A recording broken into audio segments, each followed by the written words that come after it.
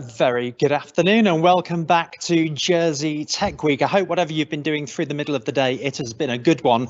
I've spent much of my lunchtime checking out the various social media posts that have been knocking around after this morning's session focusing on digital health. Some really interesting feedback and observations. Thanks for that. And if you missed any of this morning's session, I know I would say it anyway, but I do highly recommend it. I learned an awful lot from this morning. So from the digital health of this morning to this afternoon's theme of the day here at Jersey Tech Week, and that is the islands as a testbed. Let's have a look at our plan of action for the next couple of hours. In just a couple of minutes' time, we'll be saying hello to Joe Dignan to really tap into his incredible expertise in this area and raise the curtain on our afternoon session. Then we'll be looking at creating a single view of a citizen, monetizing infrastructure data, driving economic growth, and at the end of the day, including some contribution from governments, we'll be bringing together a bunch of the people you've met during the course of this afternoon to explore those in more questions. And indeed, if you want to contribute any of your questions, you'd be very welcome to do that as well. So lots to come over the next 2 hours. But where do we start all of this? Well, when we talk about digital transformation of towns, we go to Joe Dignan. When we talk about digital transformation of cities, we go to Joe Dignan. When we go to digital transformation of regions, we go to Joe Dignan. So what about when we go to digital transformations of islands as testbeds? Well, I guess we go to Joe Dignan. Joe, a very good afternoon to you. It is a delight to see you there, and welcome to Jersey Tech Week. I will leave it to you. Thank you very much, Gary. A pleasure as always. So first off, I'd like to thank Edie for sponsoring this particular session. And going straight into it, because we're also slightly late here, I've got a few sort of opening remarks, and then I'm going to turn it over to Brent. So my feeling is the advanced urban digital transformation arena, commonly known as smart cities or smart something or other. It's maturing into connectivity, feeding IoT platforms, data synthesizing it, and then data visualization of that data, and then ROI metrics. And I christened Jersey the Goldilocks Island some time ago, because to me it is the Goldilocks Island. It's not too big, it's not too small, it's got the right sort of mix of things going on in it. And it mimics much larger economies. It's agile, it controls all levers of the economy. It has the intellectual capital on island to deal with lots of complexity and things like legislation, governance and oversight. Plus it has a sense of community. Just one very quick anecdote was I was asked to open the powerhouse by Chris Ambler at Jersey Electric Company. And I asked him, how does this fit your business model when you're actually trying to stop people using, not stop people using electricity, but actually bring down electricity usage on the island? And he said, well, we are the island's electricity supplier. We actually have a responsibility to bring the best we possibly can to the island. That doesn't happen very often anywhere else in the world, I can tell you. So we created the right special purpose vehicle in Digital Jersey to do things about this, who alongside industries actually developed the right infrastructure. You've actually got the connectivity. You've started on the IoT platform. You've got a digital twin that can start to visualize some of this activity. The bit that you're missing, the big bit, which is not simple and it's not easy to do, otherwise it would have been done before, but the data exchange piece where you can synthesize data and actually create a narrative out of that data, that's the next big step. That would be a game changer for Jersey. Without further ado, I'm going to pass over to Brent. So Brent Williams, I have spent ages trying to find the right people that can do this type of activity, seriously. And Joanne and Brent and Jersey girl herself, Alexis, are the right people to be able to do this type of activity. So Brent is the chief exec of, I can never say this, Brent, really, Euclidian, something with an E anyway. And he's going to talk about the first part of the session, and I will turn right over to him now. So Brent, off you go. Hey, thank you so much, Joe. I appreciate it. And someday we'll have a drink and talk about Euclidian Trust as being associated with Euclid. So we'll get there. Again, I really appreciate the opportunity to share this with you, and look forward to diving into this in more detail. So my intention during this presentation is to talk about citizen-centric data, why, when you're measuring and using an island as a test bed, how do you do that? And then how do you include the citizen-centric data in the solution set? We talk a lot about how do you collect it? What are some examples of some collection activities that are done today that might be independent of these large-scale municipal projects? And what kind of lessons can we learn out of those experiences that could help us inform the ability to create this economy around information so that we can showcase Jersey as a leader in being able to take the information about the island and use it as a modeling tool for other projects that are done globally, and then start monetizing it and sharing that environment.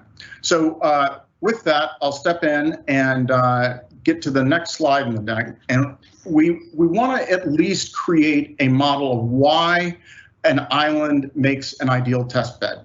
So if you take a look at the diagram on the right-hand side, what you see is what some of you might recognize would be an IDEF model. It's, the whole idea that you have some inputs coming in from the left-hand side. In this particular case, it is a project, a complete project is the input, or a project in play or being decided is, or built is the input. Then there are a series of constraints. Those are laws, policies, regulations, whether they're corporate, whether they're private sector, whether they're public sector, and they might even be constraints that are put on you by external bodies. So somebody who's sending items to you, so a trade restriction, for example. Then there are the things and the resources and the mechanisms that you provide to take that input, which is the desire to build the project, and create the project, which is the output. In the end, we're looking at all of those things in this IDEF model so we can actually understand how to use the island as a test bed. Now with that, one of the themes that I'm going to be talking about a lot through this is the concept of you get what you measure. I'll give some stories as I go through this. I've kind of perfected the art of finding people who measure things inappropriately and doing really, really well at it, and not measuring things that need to be done. So we'll go through that in a little bit more detail here. So how do you end up creating the ability to measure a test bed? So let's first start with this concept of some green mass that tends to look a little bit like the island of Jersey, maybe a little bit like New Jersey at the same time. And in this particular case, we want to set out to measure the island. Well, in order to do that, first you've got to create this concept of a boundary.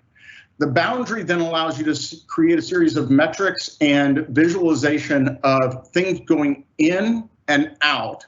And when you're looking at the ins and outs, what you want to be able to articulate is time, duration, flow, and even value. There are some things that might actually be going straight through. Think of a passenger who is coming across on a ferry and wants to come to Jersey and then go to another location, and they just happen to stop in Jersey at the same time. So the concept of things coming in, things going out, people, money, information, all of those things within the economy. Add to it the concept that there are some rules, there are laws under which we operate. They can be everything from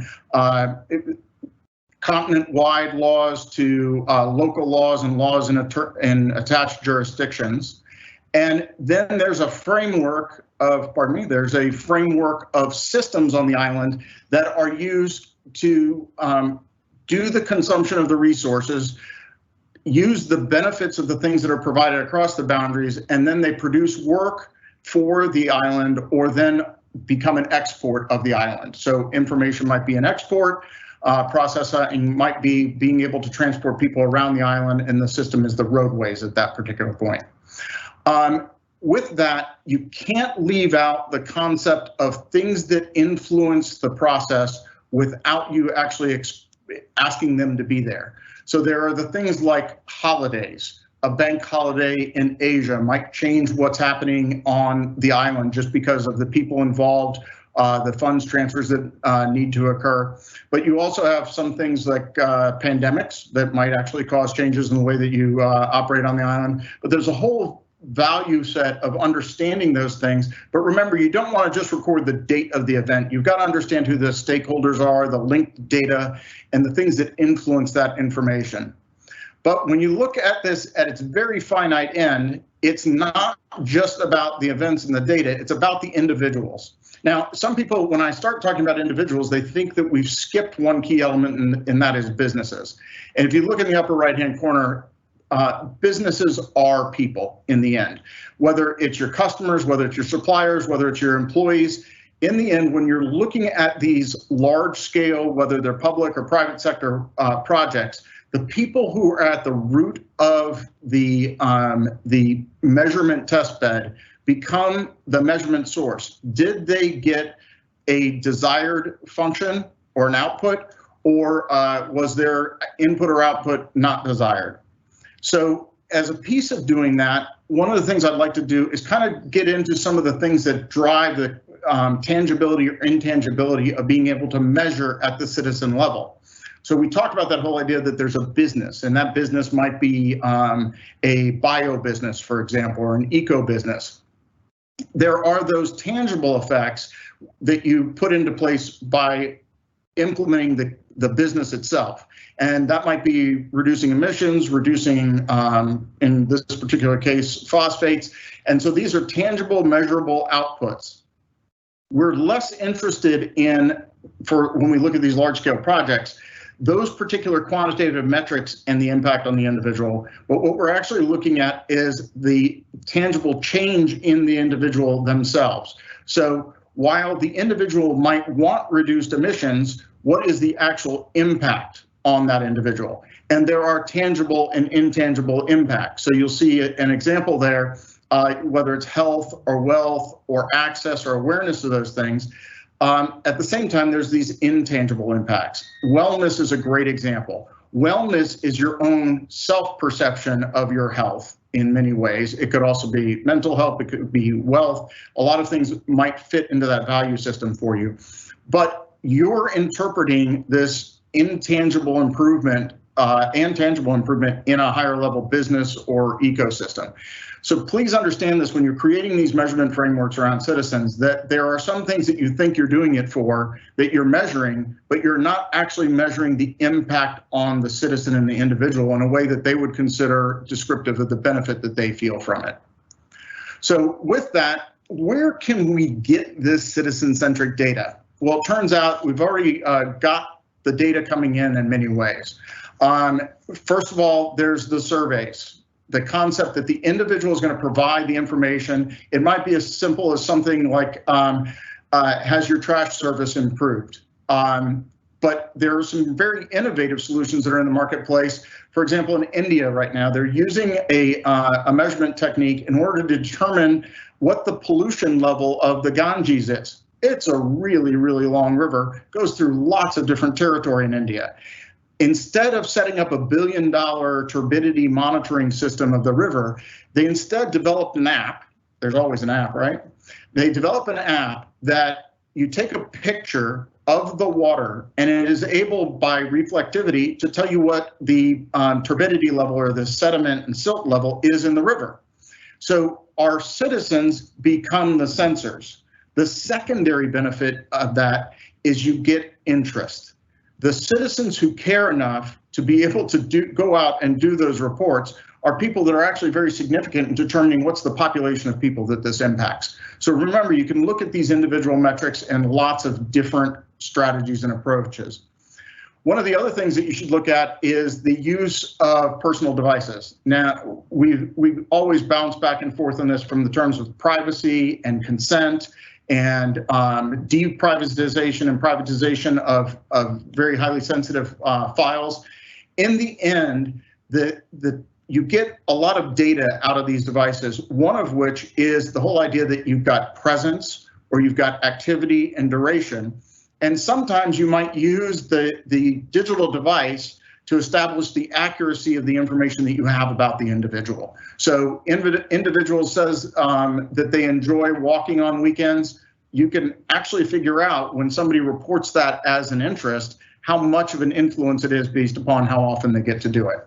So again, you've got lots of different sources for the citizen-centric data, and it can impact everything from IoT, smart city type projects to eco type projects and their work there.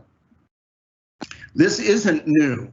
I've shown you a couple of examples of projects where we've got citizen-centric data either at the top of the food chain here, or it might be underlying the data. So media rankings and ratings. Media rankings and ratings have had to transform massively over the last 40 years. So originally you had organizations that would put a box on your television and you had to keep it a secret that you even had one of these boxes in your house, and it would monitor what channel your television was tuned to, because that's the way that we got most of our visual media and bought advertising off of it. Over this 40-year timeline, we've evolved into magazine publishing, newspaper measurements, all the way into the online world of how many times does your eye fall upon a page, and therefore buying media on that. Precision medicine is another solution that's out there. Based upon your gene makeup, we actually know which medicine to give you because it has a higher likelihood effect, and that can be from mental health concerns, it can be from autoimmune concerns, even cancer. That your gene makeup, which is very personal information, may drive the output on a solution. I was formerly the CTO of Equifax, so I always fall back to this idea of credit issuance. We're going through this revolution in credit issuance. Many of the credit monitoring systems in the developed world are 100 years old now, and it's historic credit. When we're walking in the developed world, we have no idea how to build that historic pipeline, but there's a very innovative projects going on where we're using social networking impact, microcredit turning into slightly larger amounts, so you're building a credit population, using very different metrics that we've used. That will feed back into the core credit measurement marketplace. But you can't participate in the credit marketplace unless you got a really rich friend who wants to loan you money, unless you actually have some sort of credit history there. And so that's an example of a place where to participate, you have to share that information. Utilities management, smart world has become smart grid and smart cities. We're going to be monitoring a lot more details, everything from your electrical consumption at your house to how many times your refrigerator doors opened and the impact on the energy in the house. And then also I like to point out loyalty programs. Originally, we're looking for miles simply to get back on the airplane faster, but the reality is we're now using it in security controls, because if we know you've been a long-time airline customer, we can actually put you in a lower threat list, getting you in and out of a security at an air facility. So that kind of gives you an idea of the fact that this is not new, but because it's not new, we've already seen how these this data can actually cause problems if it's not well understood and well managed. So I talk about two different terms. One is entanglement and another is attribution. I like to think of entanglement as quantum entanglement because I like to sound smart about it, but the reality is we're just talking about project entanglement here. So within that world, we know change is inevitable. So for large-scale public and private sector infrastructure projects, you've got a multi-generational, a glacial timescale for project success. We will literally have 3 generations in project for a toll road deployment, for example, in order to get the ROI that was expected out of the program. The challenge we face is when you look at the metrics in the marketplace, it's very much of a dashboard management type style. A 2-dimensional argument, money spent by day per project. You might have a 3-dimensional argument as part of that. Those measurements are good in a world where you have limited ability to collect information at a detailed level, but they also don't reflect how the project is going at the particular time, nor can you connect both the original business case and the proof that it occurred to the business case in the end using dashboard-based metrics. So what I've found is dashboards are great at getting what you measure, but they don't actually get the project detail in order to create the metrics and the output. At another point, it's this incongruent measurement process. Think of it like impedance matching for all the electrical engineer geeks that are out there with us. It's the whole idea that the data that you collect doesn't align with the output that's desired. And it is particularly seen when you write the business case for a product or a project. So you've got the modeling and forecasting of what it's going to be, and you'll be looking at return, you'll be looking at income for a neighborhood, you'll be looking at commute time getting better. And the other part of it is that we tend to focus on cost, schedule, and performance on the far side. Those two things actually only link at a most municipal or a minuscule level as a piece of that. So the last that I'd like to address in here is the concept of cause and effect linkages. To assume, and this is why Jersey is such a great example of an island as a test bed, to assume that projects don't have an impact on each other. And those projects, we don't assume that. We know that if we do an eco project over 10 years, and then 15 years later we do a transportation project, that they do impact each other. But how do you actually determine what that impact is and attribute the impact to one project, one concept, or another? And so the ability to measure at the citizen level and also at the granularity level that we're going to talk about later on today allows for the removal and the extraction of one set of benefits while still holding on to the other set of benefits. You know, go back to the how do I feel about the fact that we've reduced carbon emissions. If we just talked about overall carbon emissions, it didn't address how the citizen was impacted, and that allows us to more easily determine cause and effect linkages and therefore extract the information. It is an art form. It is not pure, but the citizen-centric approach improves that. The other thing that I think is really important in here is talking about the temporal nature of attributes. So when you're looking at citizen-centric data, even when you're looking at business or road or project data, the concepts of how those pieces of data link together over time are really important to understand. So I've created 4 time domains. You could do 7, you could do 2, matters not. But I like to think of it as things that are rapidly changing that you would want to measure. The rapid change is of such a rate that the likelihood that I'm going to record every single instance is very, very low. Alternatively, I am going to try to mathematically model my IP address behavior or my temporal presence. How often do I go to the grocery store? I'm not going to log every time that I'm at the grocery store. On the moderate time scale, you look at things that you expect to change, could change annually, could change every 10 years. You might retire with the same employer. But it'll make multiple moves in your lifetime. Alternatively, you've got the very slow changing activities. Now, kind of the funny one I put in here, I've got slow changing activities of familial relationships because, you know, Joe's my brother, but I've disowned him and I don't want him around. And another example here that we're having to cope with and as just society changes is the change in one's gender presentation and their sex. So, another one I like to give an example of is a place name. If you say you were born in Czechoslovakia, I know that you were born before 1999 because there is a slow change in the name of a nation. So as you're looking at these, understanding things that are static, like birth location. So the latitude and longitude that I was born at is one static value. However, and I want to bring on some highlights on here, is the understanding of that location. Is it Czech Republic? Is it Czechoslovakia? That may change. Just like somebody understands my name, may change over that process. One of the other things that's in here is if you look at knowledge, you've got expertise, which is developed over a time. So when you're measuring a citizen and their growth, expertise is the amalgamation of more and more information, having that added that information. Skill is something you learn and could lose. Now, frankly, as I get older, I'll probably lose a lot of expertise in a lot of things I do, but at least it gives you an idea of what we're talking about. Another couple of interesting ones here is geo dwell time.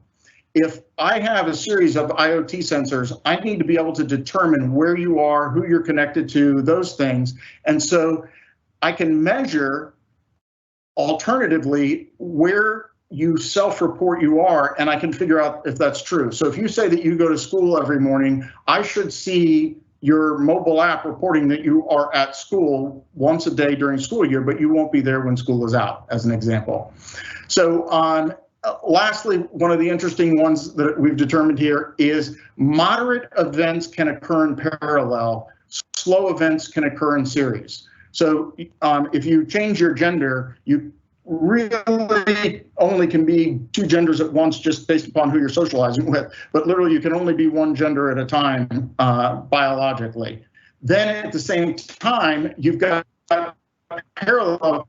If I have a home and then I want to buy a vacation home. So I could have two home addresses at any given time. They could be in parallel, but they still have a time domain that I might switch them or operate them in parallel for any given amount of time. So these are some real important differentiators that one should take into consideration. The last part about understanding this is this concept of recharacterization.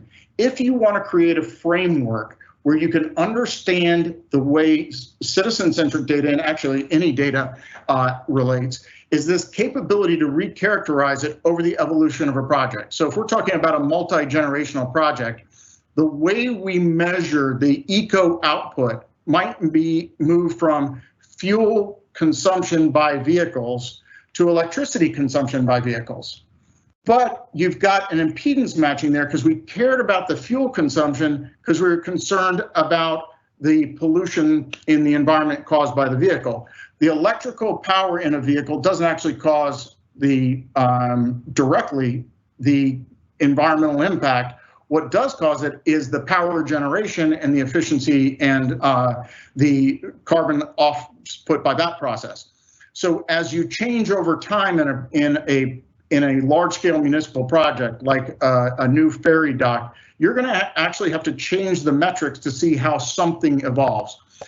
The challenge there is creating a process that is reversible, because when it's reversible, you can undo an error that you did and then redo it because you've got the right citizen-centric data. So this has a standardized and systematized approach to breaking apart a metric because you have more detail, or changing a metric so you can relate a metric today to a metric 40 years in the future. Now, diving into the how do you record these attributes about a person, we look at a word I've made up, and anybody can use if you like. It's called attributification. We actually have two spellings. You can do it the way I did, or you can spell it like beauty in beautification. So pick as you choose. But the goal here is to actually grab onto how do we collect information about people. So on the left-hand side of this diagram, I have an old picture of Joe, a cartoon representation of him. And we have a series of identification attributes. These are the things that people tend to use to take their carbon-based life form, like Joe the body, and tie it to Joe the online personality. So you're taking the carbon and attaching it to the electron-based world. The electron-based world is what's stored in systems. So in order to connect those, you have a series of connection attributes. The reason is one, we don't want there to be one database with all the information in the world about Joe. It'd frankly be overwhelming in size for Joe. At the same time, what we want is everybody who has information about Joe to have the ability to connect to him, because we actually want it distributed, but we want a way to connect it to him and do so securely. So a model has to take that into consideration. We're very concerned about something called a reversible attribute. If any one of those pools of data, you can actually reverse out the fact that Joe is who he says he is, because you know he lives in New York City, he's got a receding hairline, and he likes 7-Eleven Slurpees. In that particular case, you might be able to find the one person in New York City who does that, and it's Joe. So when you have reversible attributes, geeks like I am can actually go back and figure out who that individual is. And then on the right-hand side, you see those same concepts of the static attribute, the rapid changing ones. So you should see in a pattern of life that you're trying to measure the changes in those at a proper speed and velocity. So now, what's the hard part of tying that together, that data? So if I've got this repository of biographical information, the carbon-based life form connection to the electron-based life form of attributes, and I have a municipal tax reporting system, I have a public-private partnership for a toll road, I've got all these systems where I've got some fragment of personal information about Joe, his name, his address, his national health card number, his telephone number. In the end, I have to connect those pieces of information to create an entire picture of Joe in order to create these metrics if I need the full picture? Well, you know, in my career, whether it was in the credit reporting agencies, in the identity security space, we found that there's a lot of data out there that for some reason it didn't get connected. And at one of the startups that I've done in my life, one of the things we did is we actually measured how much data did not get connected and isolated why. So there's this concept called probabilistic matching. How likely is it that Joseph and Joe are the same person on a probabilistic level? How likely is it that there's a person named Joaquin Schmuckatelli in the United States? There's only one. Actually, there's not, but he's my made-up name that I can use periodically here. So the whole idea is understanding those probabilities actually helps you determine how likely it is two pieces of information are linked together. It turns out, for fear of linking two things that are incorrect, which would be a false positive, we tune the thresholds on those systems up so high that we have no false positives. And what that does is it means the thing that's right below the tuning level for 100% positive, the item that's right below it still has a 99% chance of being positive, but we put it in the reject pool. So we've started this concept of creating false negatives. Now, in any of these instances, we do a lot of manual review. Some amount of budget is applied to getting some of those things that are easy to identify as a human, so a human intuition working on it. Problem is, it turns out that within a data set of matching A to B in a large set, 30% of the data about humans is not correctly matched. That's almost half of the data that is correctly matched. So the reason that occurs can be everything from a person getting married and changing their last name, taking the name of a spouse hyphenated with a name. Even, for example, in the United States, we have a lot of problems with Hispanic individuals who use both the maternal and paternal last name. We bring that into the United States and we have first, middle, and last name, and somebody will jam the fields. Here's Gonzalez in the middle name and Jimenez in the last name. It doesn't even sort alphabetically properly because they're Gonzalez and Jimenez on their passport, on their Mexican citizenship records. So those errors, for fear of making a false positive there, they create a lot of false negatives. You take two of those systems that are 70% accurately matched coming in, and you match those two. So take the tax records and match them with the transportation records. The output will be 49% correct. Joe, if you're looking, that's 0.7 times 0.7, just from a math point of view. I want you to trust that.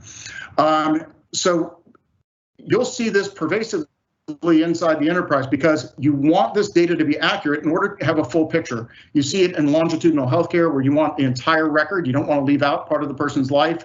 You see it in immigration. You see it in security. In the end, if we want to create metrics about individuals in the marketplace, what we don't want to do is false create a bunch of people that only have a partial metric set. Our population is twice as high as it should be in those particular cases. So a little bit of bread and butter. We really care about security and privacy. We've actually got a lot of people talking about this. Typically, I like to talk about privacy first, because it's the policy that then is one of the drivers of security. However, within the privacy marketplace, there haven't been a lot of changes. So if you're familiar with that, the stuff on the right-hand side of the slide is fairly standard for what you know. What I'd like to cover is three really neat things in this citizen-centric data world. First is the concept of integrity. Deep fakes are a huge threat to big data and citizen-centric data. Let's give an example where we've got Boeing and Airbus that are collecting statistics, and the country of Mexico is going to buy one of those aircraft brands to supply their airline for the country. In the end, if I wanted to have some, let's make fun of it, the Russian influence in the American voting that's coming up right now, what somebody could do is actually create false passengers and start leaking little pieces of data, adding them to your data set, such that you actually start swaying the overall output in performance over a long period of time. That same thing occurs in social networking, and it occurs in voting, all of those things where you've got this emerging threat of deep fakes creating information that has you lose integrity in the data. We've also got a big emphasis nowadays on continuous monitoring. Simply saying I encrypt the data at rest is not enough. Actually making sure that you do it and doing it throughout your life cycle is important. And the last little neat one is something called data beacons. I know I'm not talking about Bluetooth here. Here I'm talking about purely the idea that I'm going to put some false data in and what I call the self-licking ice cream cone. I send that data out, I sell it, I exchange it with somebody, and then all of a sudden it comes in through a new source. I know that somebody leaked that data and I expected them to keep it quiet. So when you're sharing that kind of data, how can you verify that your other partners are doing that? Data beacons tend to be a very good way to do that. So real quickly, as I need to wrap up here soon, some interesting hidden records or hidden errors in record data. The first one is a great example of misapplying a metric. So in the US health system for a while, we wanted to determine the efficacy of a knee replacement on a patient to see if they got better. The metric we put in place was something called the rehospitalization rate. So within 6 months, was the person rehospitalized? Unfortunately, that has nothing to do with the efficacy of the surgery or the actual treatment. And it has to do with, did the person have a car accident potentially, or it doesn't measure were they able to walk better for the next 15 years. So that tends to be a good one. Another one that's in here is the concept of data recycling. I think credit bureaus are quite famous for this. I sell you credit data about Brent Williams. I have his name spelled incorrectly. You do a credit offering on him, and you automatically load the form. What did you load it with? You loaded it with the data that I sent you as the credit bureau. So what did you give me back? This false person, Brent Williams, is enrolled in that system. And so I see it come in twice. I'm like, oh, that must be more true. So making sure that you don't do those kinds of things is really, really important. Taking all those examples that I laid out as errors that you see, what I've tried to do is put together a concept of how would I start to share this data so it could be used to measure the success or challenges on a project. Now, this is not the end-all be-all of a sovereign data exchange, but my experience has shown that if you don't solve these little edge problems, the likelihood that you can create the value proposition and understand it and measure it, and then find the feedback loops that create the valuation in the data. I'll pay more to you for this data than I will pay somebody else in order to create a benchmark for my project. You, as Jersey, invest a lot of time and money to do it. We want to make it better. So if you go through some of the project errors that were there earlier, the whole idea is these things don't operate as an island. So your data catalog is impacted by governance. I might not even let you discover the information I have on law enforcement trends on Jersey if I'm selling the information to somebody on the continent. However, if you request it, you might be able to request it and I may then expose it to you. Another one here is the concept of inclusive and exclusive secondary indicators. If you want to measure the wealth of an impoverished neighborhood or region, count the number of window air conditioners that have been added into that location for the period of time that we're talking about. So the whole idea here was we create a sovereign data exchange that actually solves these problems by providing verification mechanisms. The variations on semantic ontology is at a credit bureau, I give you a new address on your credit record. Is that the date you actually moved? Well, it turns out 90% of people think that is the move-in date at that location. The reality is it's the first time I applied for credit at that location, because the credit bureau, despite the fact that we think they're monitoring everything we do, the only way they know it is when we apply. So those are the concepts of a semantic ontology that make it understandable across both of those systems. And then what we have to do here is add that matching capability. There's, of course, intra-jurisdictional matching that I described, but then can you also do extra-jurisdictional, which, as an example in the States, If you die in a state that you weren't born in, the linkage of your state vital records doesn't get made in many cases because you've got to send your name and address to all the states to figure out if you were born. And usually you don't have any of the same information in that process. You might have changed your name, your birth date may have been incorrect. So it's very hard to close out those kinds of records across jurisdictions. So we need to be able to solve that. So real quickly, here's some examples of municipal project metrics that you would see from a dashboard. Per capita income. In a citizen-centric model, we would go to just pure income because we want to measure not per capita, but per unique individual. So we might have this particular set of polydimensional attributes associated with everybody within our stakeholder group. For income, we may not want per capita income, but I want to find out what the income was for the people who were 5 miles from a bus stop versus those who were within a half a mile. I've got to have a series of information about those in order to find out those answers to those questions. So being able to have these polydimensional citizen-centric attributes so that you can recover those metrics and make them very specific fundamentally changes the dashboard outcome. I'm going to buzz through the rest of these because they're just simply other examples of things. And here I've got a less than citizen-centric one, which is I want to know how old your home is and how dirty the water is coming in.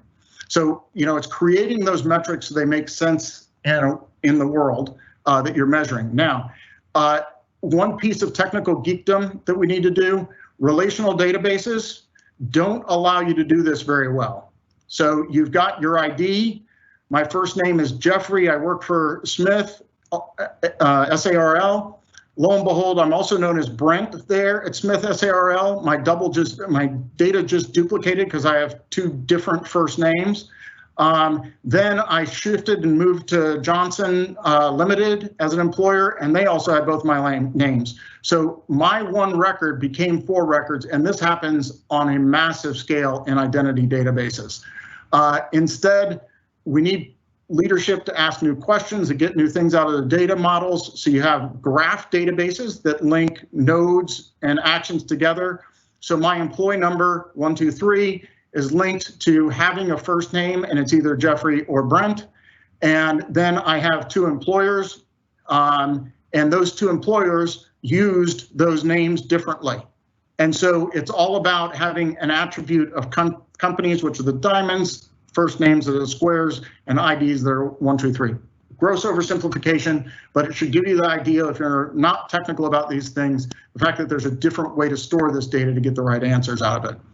So wrapping this up is getting to the fact that in order to have a data exchange about the citizen-centric data, if you're a small municipality, you don't want to necessarily give up the information as easily as you would to somebody outside of the country versus inside of the country. So you have to define a parent-child relationship on an organizational hierarchy and a statistical hierarchy. But then what we realize is there's some data, so education data would roll up nicely through all the levels in a country, but criminal data or health data, you may not want to push up through one level. You might have direct relationships and peer relationships in that data. So you got the parent-child or the associate relationship exists.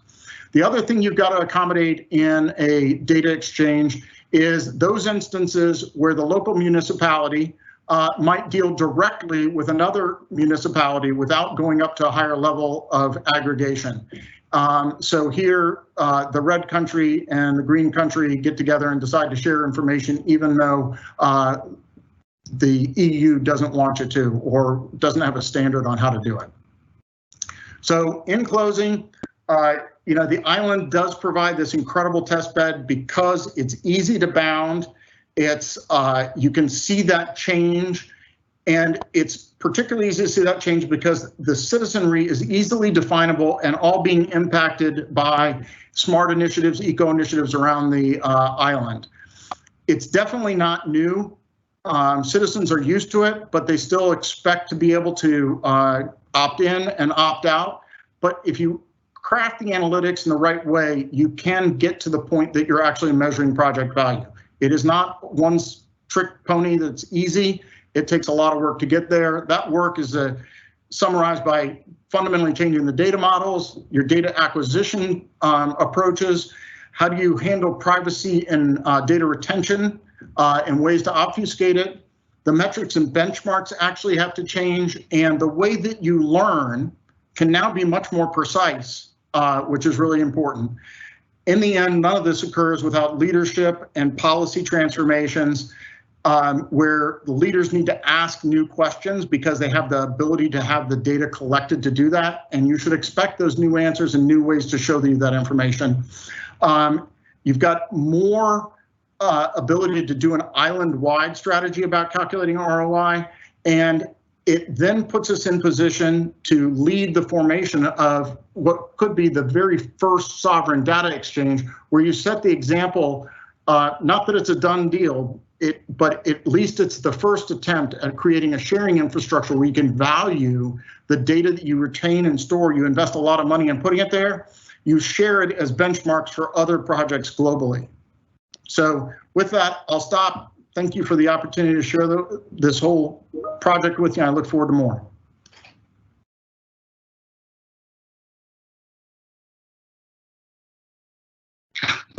That was brilliant.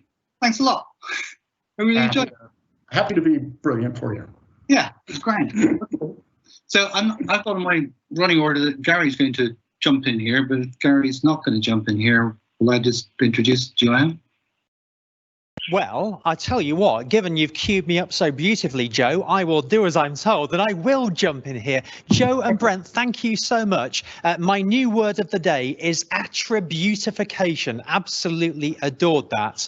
Also, a particular favourite moment of Brent saying a moment of tech geekery when we were all sitting there in awe, learning about 45 minutes of pure tech geekery and learning about the opportunities that really could apply to Jersey as a testbed whole island jurisdiction, or as we call it around these parts, Sandbox Jersey. Tony Moretta is back from Digital Jersey. I mean, if ever there was a talk to underline and bold and italics and put shiny lights around what you've been evangelizing about for years now, it's what we've just heard. Absolutely. Funnily enough, it was one of the things that attracted me to Jersey in this job. I always used to use the expression, it's a nice sized train set.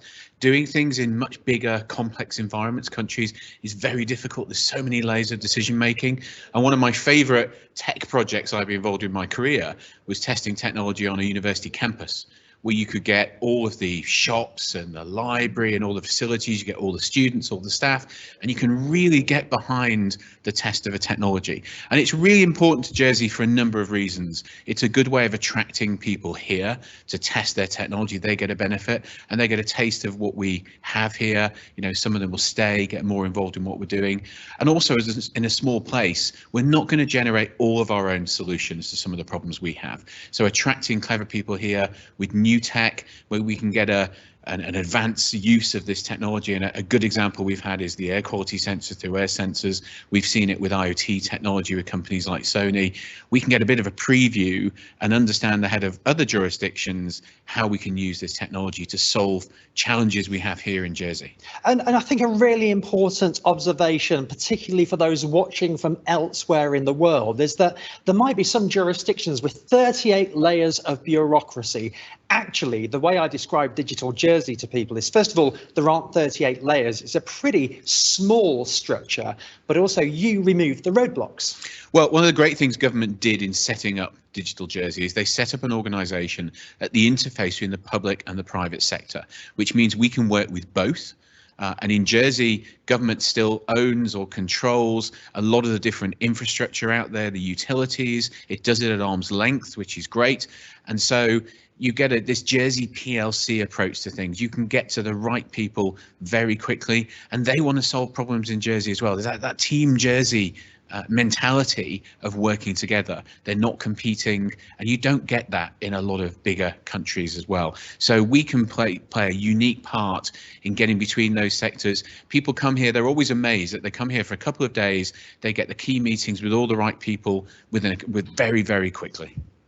And it's also important to remind ourselves on island. I think our discussion with the telecoms firms the other day did it. But again, for people looking outside in, the level and the quality of the world-class infrastructure that exists on this small piece of rock really is a ready-made test bed, ready for exploiting for everyone's benefit. You're right. I love seeing the surprise people have when they come to Jersey and they think, wow, you've only got just over 100,000 people, 45 square miles, you've got gigabit fiber to every single home, every single office, you've got 4G networks, you've got IoT networks, you've got amazing 100% smart meters now with electricity. We've got resilience across telecoms, power, everything. And they're always amazed. And they think, why do you have this? And I think it's made people locally appreciate what we have as well. You said yourself, when you've been to another island that shall remain nameless, you realize only going away what we have here. And I think Sandbox Jersey is a big part of selling Jersey overseas, but making people understand what we have here and how we can use it to make life better. Tony, listen, thank you for now. I think what we're actually trying to say is welcome to Jersey. You are very welcome in Jersey, and whatever it is you want to solve, we will help you solve it. Now, as well as coming up with ideas, it's also about monetizing those ideas and making that work as well. And that's something we're going to be talking about in our next session this afternoon. If I turn to the screen, hopefully appearing by magic will be Joanne Marlowe, the Chief Executive Officer of UFT. Joanne, good afternoon to you. Can you hear me okay? I think I've got you on mute, Joanne. So it's one of those classic call moments. You're breaking through beautifully. I can see you, I can hear you, and the floor is yours. Welcome to Jersey Tech Week.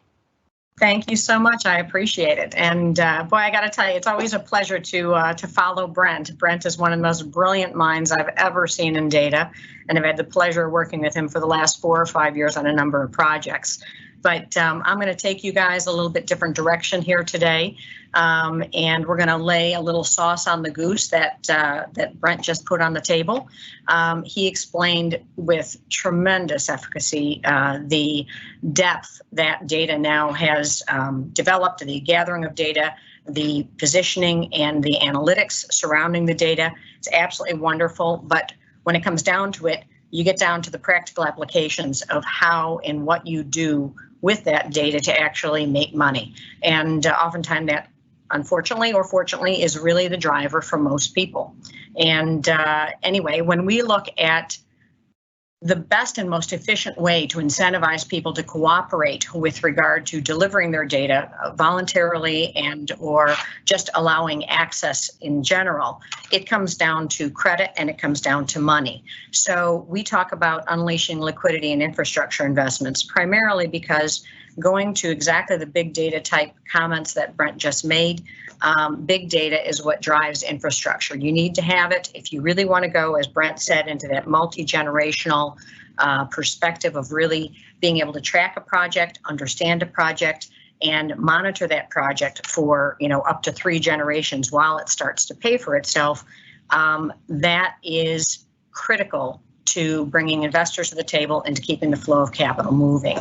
So when we look at what we do at UFT, we begin with just a simple question: why do we even exist? Well, in short, we were born out of the 2008 credit meltdown. And I tend to be a person that doesn't like to see a problem go unsolved. And as a result, we invested a great deal of time and money in creating a new credit asset class.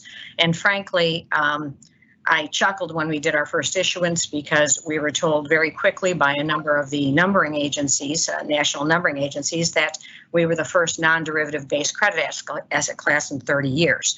I thought that was hilarious. The market's huge. Don't understand that. But in an era that's driven by data, you have to, we thought anyway, you have to reposition credit so that it is reshaped by the underlying data and can adapt to the underlying data, and as a result, be more agile and more adept and readily tradable by the marketplace. Trading is what drives liquidity, and liquidity is enabled by standardization, and decisions are enabled by access to data, thus the linkage to what Brent's been doing. So the instrument that we chose to create is one that is called a CPC, and the CPC is effectively a new way to fractionalize and deliver credit very cleanly, an alternative to securitization. We sought to enhance transparency. We sought to improve, again, access to data. We wanted to democratize credit so that when an investor pool, and I speak in terms of the prior art investor pool, normally you get the largest investors, they get the first shot at being able to acquire an instrument or, a new issue. We wanted to make it so that family offices and smaller investors were shoulder to shoulder with the large players and actually could take a bite at the apple alongside them. We also looked at it from a cross-border perspective. And again, data access makes that possible. When you can have the same ready access to information about a chicken farm in Zambia that's being financed as you can the new mall that's being built in your own hometown. When you have that same access, you can now legitimately start considering an investment in the Zambian chicken farm. So, unlike a number of institutional investors I know that like to tick the box and say they have African exposure because they happen to buy a bunch of bonds that were issued by an African nation that probably, maybe a portion, maybe 5–10% of that money actually made it down to the street to actually build something. We wanted to make it a little more practical and try and create a funnel of capital directly into the Main Street level applications of credit. So to do so, again, the CPC, two fundamental characteristics or two fundamental types of CPCs. Generally, a CPC is a fractional ownership interest in a single source credit. So in simplistic terms, think loan participations on steroids, incredibly standardized, governed by a central credit contract, everyone's playing by the same rules, and then you're essentially compartmentalizing those into areas of activity. We created an interesting subset for the CPC that's called the enhancement CPC. It's turned out to be one of the best differentiators that we've got in the marketplace. Nobody else has anything like it. It is essentially a methodology for fractionalizing credit enhancement facilities rather than loans. Doesn't sound like much on the surface, but it's incredibly impactful when you take it down to a practical level. It essentially means that an investor can gain exposure to a project while maintaining his cash on account. It essentially, we like to say it as it allows the investor to utilize the ether of his portfolio to generate additional yield. Very, very useful tool when it comes to, say, pension funds or investors that are constantly trying to do that asset liability matching, where 1 or 2% in performance on an annualized basis makes the difference between them being able to hit their benchmark or not. That's key. So we created, I guess, just a new way to leverage, but to do it without all the conventional multiplicative downside of traditional leverage. Now, that being said, I mentioned it's a new credit asset class. Transparency and performance monitoring is the key. That's where what Brent was talking about really ties into what we're doing. We want to make sure that our investors that hold CPCs know exactly what's happening underneath.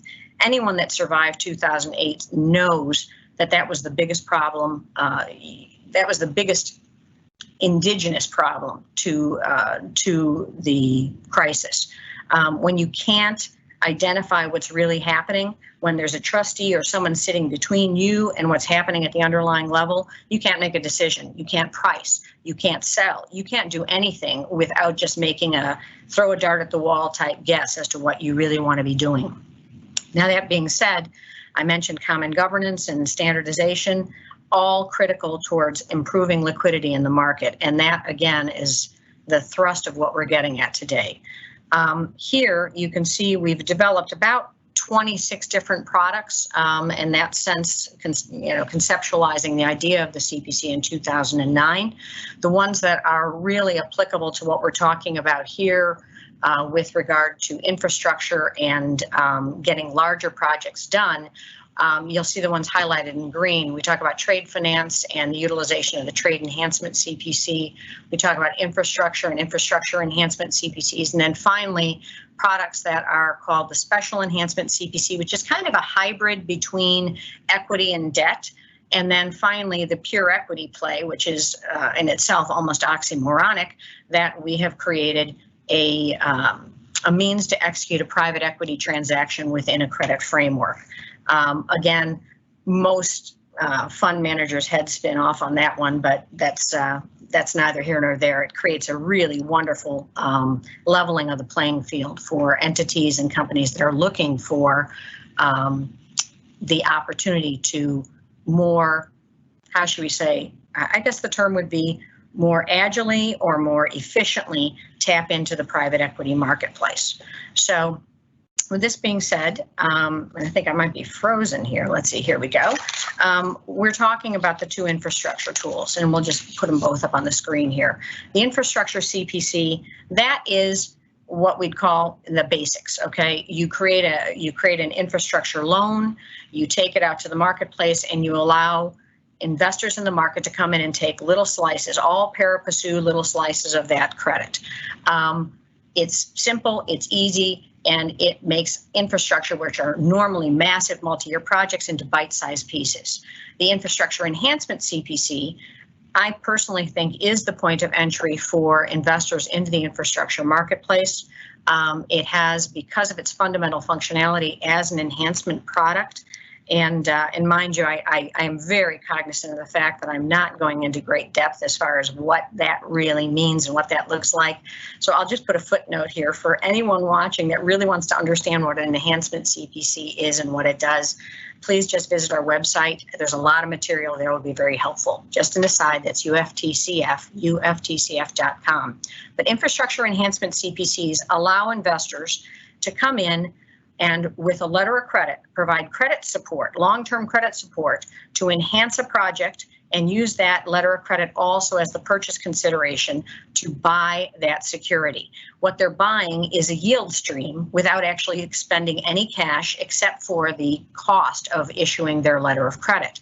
It has an unbelievable impact with regard to increasing the notional return that's being generated on that investment, because their cash basis in the trade is potentially 1%, 2%, and they're generating a return based on 100%. Sounds like absolutely obscene pre-2008 voodoo leverage, but it actually can be measured and monitored very easily.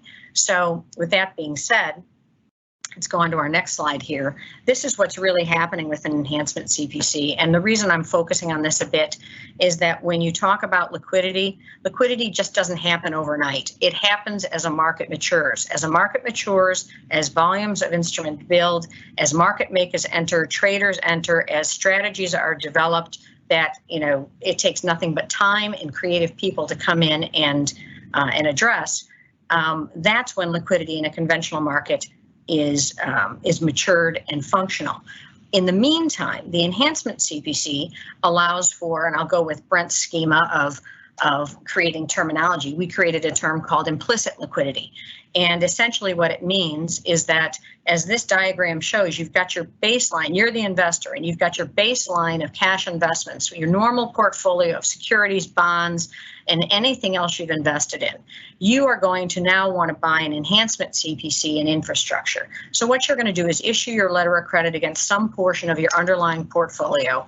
You are then going to lay your enhancement CPC on top of that portion of the portfolio, and you are going to have a very simplistic math problem of you've got your 5% base return on your cash, you're going to make 4.53%, for example, on your cashless investment, your enhancement CPC, and you now have taken a portion of your portfolio and went from a 5% base to a 9.53% base in annualized performance.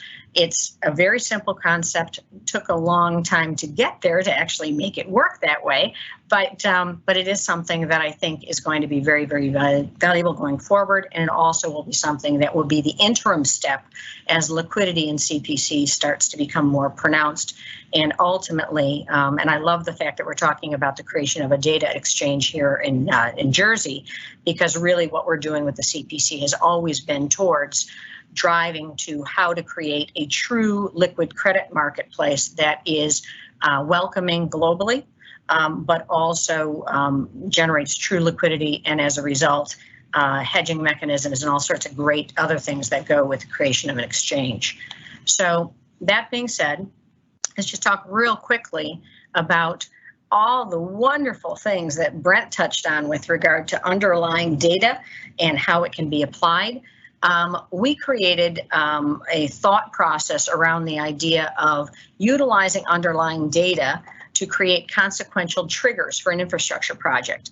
Now, I say consequential triggers because anybody that's ever done credit or had a loan knows that embedded in the underlying documents, the core documents, the loan agreement, the secured agreement, there are always going to be things that say, oh, like a debt service coverage ratio, for example. If you fall out of alignment with this, then this is going to happen. Or when you achieve this, then this rate reduction will occur. So triggering within the context of a credit itself is nothing new. What is new is when you look at a large-scale infrastructure project and you start saying, okay, we want to trigger 45 years from now or so, we think that this project will finally be self-sustaining. And we think it'll actually have, enough value that we can prove that it can carry its own debt load. So maybe 45 years from now, some future date currently uncertain, we're going to look at that and say, all right, when the debt is the technical remaining book value debt is less than what we think the perceived value is, we are going to move the ownership of that privately funded, say a PPP project, privately funded infrastructure project fully onto the books of the public entity. So they could have never taken it on before because they would have faced a downgrade because the debt ratios would have been too high. But because of the fact that we have access to the underlying data that guys like Brent are cultivating, we can actually value that infrastructure asset and say with reasonable documentary data support to, say, a credit rating agency, that this is the real value, and yes, it can carry its own water, and yes, we can take that project now onto the public books. Consequential data triggers are magnificent when applied utilizing unrelated supporting data to trigger events within the infrastructure project itself, or frankly, any project. So I wanted to touch on that before I did anything else. Now, we talk about building data or building value through the use of data. I'm just going to put these up here and let you guys read these on your own, because really what I'm going to say to you encompasses all these points, you know, in a more unified way. When we conceptualize the idea of the CPC and, more importantly, the creation of an exchange, again, as I touched on earlier, the key for any exchange to develop liquidity is going to be the availability of real-time information or data to the traders and to the asset managers that are on the desk making the decisions what they're going to put on portfolio, what they're going to sell off portfolio. To do that, we conceptualized an idea of real-time risk rating. And what this is a platform-based rating system that will, in essence, utilize a core underlying guideline to establish a starting score for every credit. If you think about the individual things that Brent talked about, everyone in the United States anyway has what's called a FICO score, and I think there are equivalents in other countries similar, where they're essentially saying this guy is creditworthy, he's got a score of 777, so he can get this loan and we know he's going to pay it. Well, what we wanted to do was create the equivalent of a FICO score, but not for the person and not for the company, but rather for the credit itself. You can only do that when you have access to the underlying data and you have a means of quantifying and weighting the event-driven characteristics of that credit as it goes naturally through its life cycle. In the case of infrastructure, anywhere from 10 years on the super short side to 65 years down the line. So what the real-time risk rating system will allow us to do is to quantify the impact of unrelated data movements, market movements. It'll also allow us to agilely adjust for changes in how you measure the data and how it impacts the credit. It will allow for real-time adjustments. In the most simplistic sense, let's say you've got a core rating of 1,000, just for the sake of round numbers. You got a core rating of 1,000 on a credit, and you're going to have a change in CEO, and there's uncertainty as to who's coming in after this. That may result in a reduction of, say, 15 points off of your 1,000. It'll happen almost immediately as soon as that data becomes available. And again, going to the lovely things that Brent talked about, continuous monitoring being my absolute favorite term on the face of the earth. I never thought I would say that.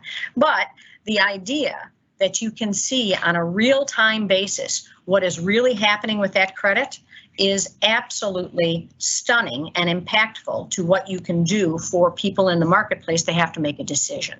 So that's what real-time risk rating is about, and that's where we're ultimately headed for this. And this is where you can start to really see the ability to monetize data. Now, these couple next slides, and I'm almost done because I'm very cognizant of my time. These next couple slides deal directly with the creation of an exchange. In particular, this slide deals with primary market data flows. This is, for those of you that aren't familiar with that term, this is essentially when you issue a CPC for the first time. Okay, you've got a source credit, you've got information about that source credit that Brent and all his guys have gone ahead and gathered up and tucked away into a data repository so that we can now assess it. And we are now going out for the first time and saying, hey, Mr. Investor, would you like to buy this CPC? And by the way, here's all the lovely information you need to know to decide to buy it. So the CPC is offered based upon the information that's placed in the data repository. The primary market investor network buys that.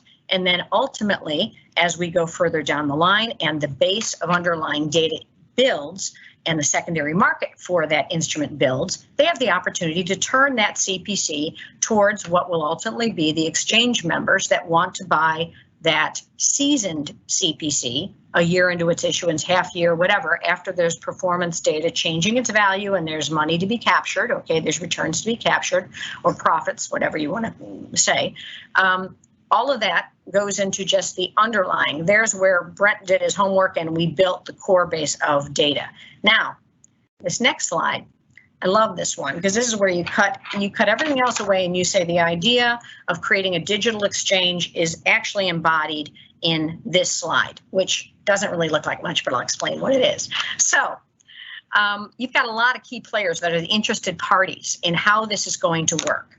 And I say this being credit, being any investment unit stemming from the credit, and you've got all of these participants essentially on the downward arrows contributing whatever relative data or relevant data that they have been either required to contribute, as in going to what Brent had said earlier. I loved his comment about measuring credit risk measures, because what we've created here is the incentive for people to provide their data. So you have an infrastructure contractor, they have a reason to give their data in because they want to make sure that they stay in good stead and they are in compliance with their credit agreements. So they're contributing their data. The data that he is putting in blue is of significant interest to the guys that are doing the data risk modeling, right? So the blue arrow is going up to them and they're going to rely on that information. You've got external data sources going over to the rating and the register, okay? Those external data sources are all the ancillary data points that are going to feed into that data repository as it may consequentially impact that credit. And those that yellow and that red arrow are going to be feeding up to almost everybody that is feeding off of this exchange. And they're going to want that data because that will help them make decisions about what they're going to do, how they're going to issue, whether they're going to, participate as a market maker in a segment of the exchange or the marketplace, whether or not the CPC exchange needs to start looking at doing some repricing because of information that's coming in. And then obviously traders are going to be able to look at dislocations and relative volatility based upon all that underlying data. So as the market matures, the data becomes significantly more valuable. And this really gets to the punchline of really the entire thing of why, when we started this, we started, with the thesis of we are going to build an exchange. And now going to that next slide, and you look at what happens in what I would say the ultimate feedback loop of the operation of an exchange. Here we've got we've already gone through the primary market issuance, so there's a CPC already in market, okay? Now, when someone is looking at buying that, okay, the CPC is going to be listed into the exchange. Someone's looking at buying that. You're going to have orders, you're going to have fills, just like any other exchange. The exchange members, the market makers, as well as the actual broker dealers, as well as the direct exchange members or non-exchange members that are represented, they're all in there essentially looking at that underlying data, looking at the behavior of that particular instrument on the exchange and making their decisions to buy. Now, where it gets interesting is when you get into the clearing and the operation under, say, item 5 and 6 on this chart or on this schematic. The data that is being pushed back into the repository out of the exchange is the ultimate feedback loop, because the CPC exchange and the clearing will provide key information with regard to what the market thinks about not only the value of the CPC that is being issued and resold or traded, but it will make specific comments about the value of specific pieces of underlying data that feed their decision to buy and or sell. So as the exchange pushes its data back into the repository, it becomes an iterative valuation tool for the operator of that data repository or the data exchange. In the case of what we're talking about with Jersey, becomes an iterative tool for that data and parts of that data to be valued on a dynamic basis based upon the experts in the actual industry affected by that data, what they were willing to pay for and what they utilized in making their decisions. So I love the fact that we sit in parallel here with our vision for the creation of a CPC exchange and what that does for credit as far as enhancing liquidity and improving the overall performance of the credit market, but how it ties into the theme of what you're doing in Jersey with regard to understanding the importance and the vitality of having a robust data exchange, not only for a singular or a fundamental singular market, but something that really makes sense for a broader application, obviously to tether together other parts of the patchwork of the grander capital markets. So anyway, I just think it's absolutely fantastic to see this evolve. So, and that takes me to the end. So hopefully that was helpful. Joanne, it was not just helpful, it was absolutely incredible. And to see that journey right the way through to the CPC exchange and just see that flow of data and credit and the risk rating as well has been an absolute education during the course of our afternoon when we're focusing on islands as test beds as part of another day here at Jersey Tech Week. It's a place where you can come and test things both from a technical point of view and a commercial point of view, and you can really test tomorrow today. We came to Jersey because of the Digital Jersey Sandbox initiative and the ability to use Jersey as a test location. Whether that's about AI and finance, whether that's about new things for 5G, whether that's digital health applications, they can really see Jersey as a great place to test and learn.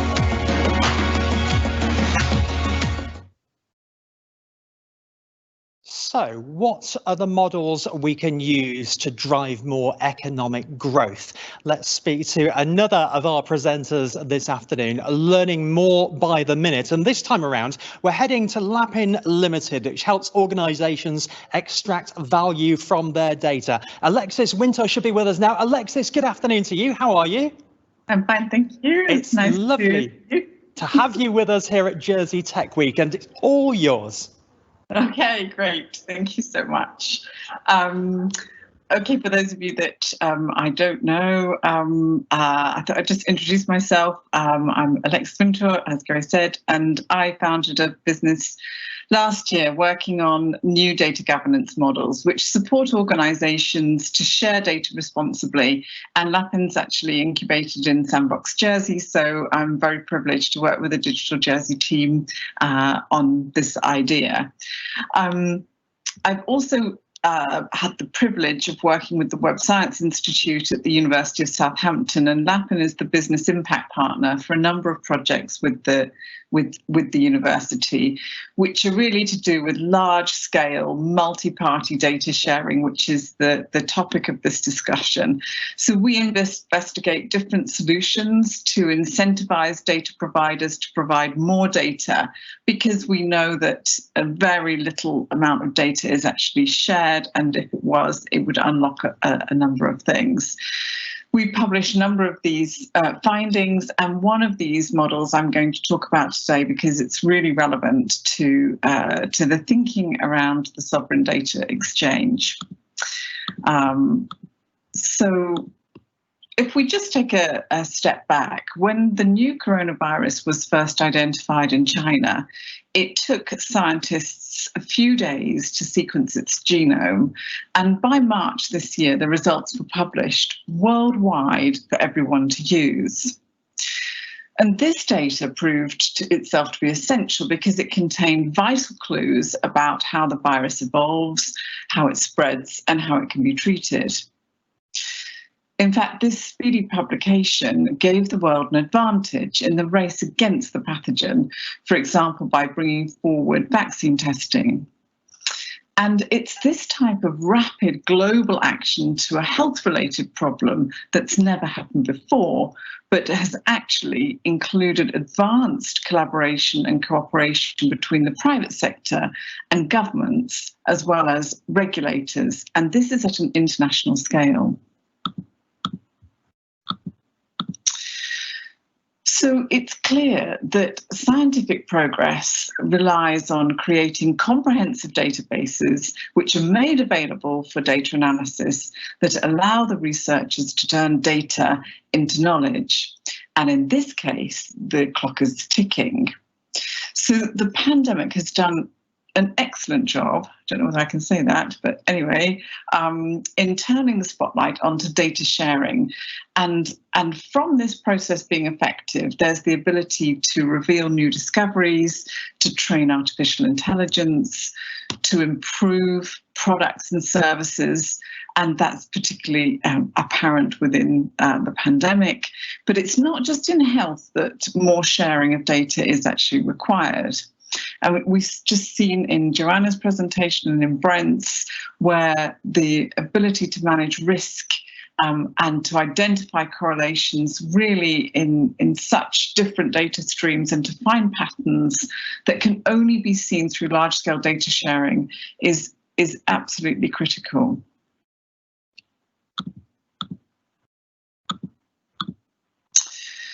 But what we can also see is that data sharing comes with the increased likelihood of data misuse and harm, particularly when it comes to personally identifiable information in the data set. So we see that privacy protection is in constant tension with data access, and this is about balancing risk. So the question really is, if data should be shared, how do we do this responsibly?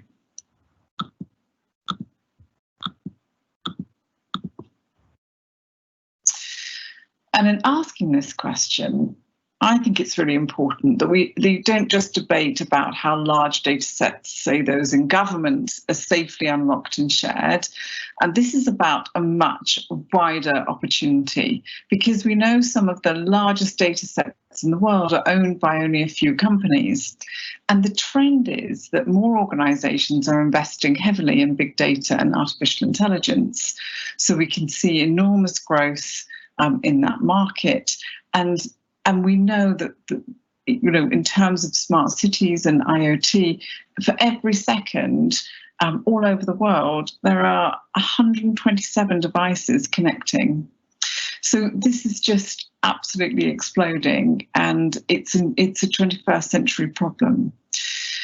So this isn't just about unlocking data sets, this is about unlocking value. And we'll come on to looking at an answer to this just a little later, but I just want to consider this question a little bit more widely from a technical point of view. The final contribution the 21st century makes to humanity, I think it's dictated in part by the shape of the digital infrastructure.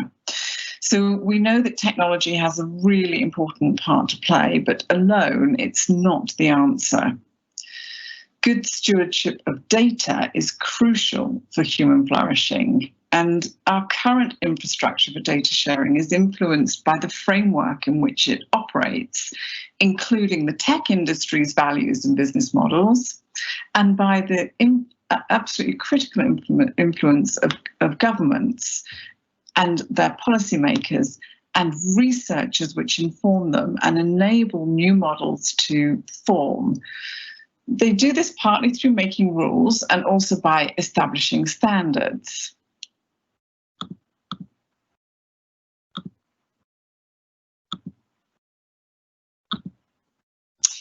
But attempts to find legal, ethical, and repeatable mechanisms or structures to support data sharing haven't yet succeeded. But different models are now emerging through data institutions, and this is a term that we're really hearing lots about, and it's what I have been working on. And these organisations, their sole purpose is to govern data on behalf of others. And the possible designs for these organisations is absolutely the hot debate of the moment. This is the big question this year, but some early good practices are coming out, and they're emerging, such as that they should encourage more independent stewardship of data through oversight of how the data processing takes place, and they should advocate for transparent decisions to take place in the open, with support from equal representation of all key stakeholders.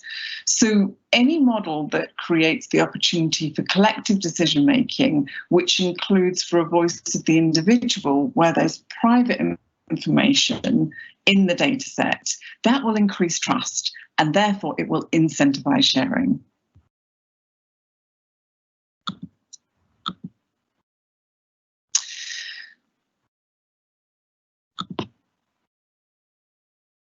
So data foundations are a type of data institution, and these are very well suited to the needs of multi-party regulated data sharing initiatives. And this is actually a concept that's based on a unique law which is available in the island, and it's very special. And I'll just talk about the definition of a data foundation, which is up there for you to read. I won't do a bit of PowerPoint karaoke for you, but one of the key advantages of this data foundations model is to build a data institution which actually leverages existing legislation and builds on established precedents. So the legal framework within the island is really particularly appealing for foundations which really advocate for transparency, very good structure, and we'll come on to talk a little bit about that, and the foundation's status as a legal entity, which means that it can enter into contracts and it can pass due diligence, which is really important when you're looking at common infrastructure or common architectures.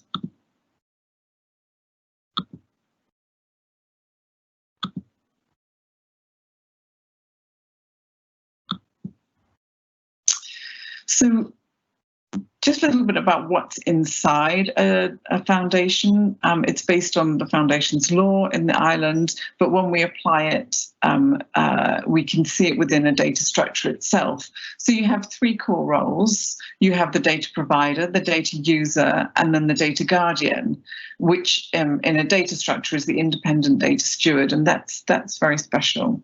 So it's a two-layered structure, and we have the council of members, which can look like a board for a company. The lawyers are now going to be upset with that comment. But we also have the making decisions is the guardian. So this is absolutely unique and very hard to replicate in any other legal structures. But in terms of how it actually functions, we looked at not only the legal structure, but how it actually might share data, and what are the components of good governance that actually exist within a foundation. And they're listed here. You can certainly read more about this or talk to me about them, but they require a comprehensive rule book, which obviously you can get through the charter of the foundation and the rules and regulations, and these can be published. So again, people can get a really good idea of how this data collective is working and exchanging information. You need a trust-enhancing technical and organisational infrastructure. We obviously advocate for privacy-enhancing technology and distributed tech, which needs to be paired up with a well-regulated structure. The independent governance body, which can be established through the Guardian, and an inclusive decision-making body, as well as a flexible membership, because what you find in data sharing is that over time, different people need to be making different decisions. And if you have other legal entities used or other structures, it's very hard for new members to come and for people to go, and also the data sets to be managed well.